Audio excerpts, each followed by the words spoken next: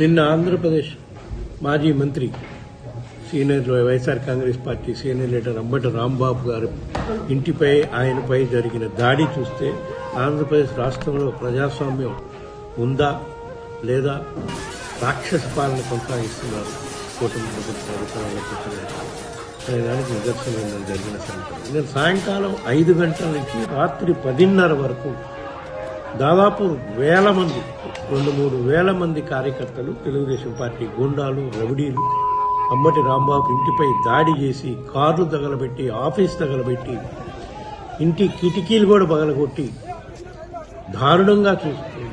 దారుణ చర్య జరుగుతుంటే పోలీసులు ప్రేక్షక పాత్ర పోషిస్తున్నారు. అంటే పోలీసులు ఉన్నారు అక్కడ, దేనికి దాడిని సక్రమంగా జరిగేటట్టు చూడటానికి కానీ ప్రొటెక్షన్ ఇవ్వడానికి కాదన్నది రుజువైంది నిన్నటి సంఘటనతో.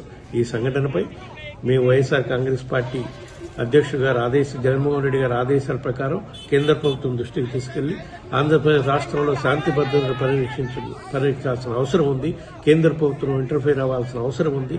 ఇటువంటి దారుణమైన పరిస్థితుల్లో ఒక మాజీ మంత్రికే ప్రాణ రక్షణ లేకుండా ఇంటి మీద దాడి చేస్తుంటే పోలీసులు ప్రేక్షకుల్లాగా చూస్తున్నారంటే ఎటువంటి పాలన సాగుతుందో గమనించాలని చెప్పి కేంద్ర హోంశాఖ మంత్రి అమిత్ షా గారికి, హోం సెక్రటరీ గారికి కూడా కలిసి విన్నవించే కార్యక్రమం చేస్తారు.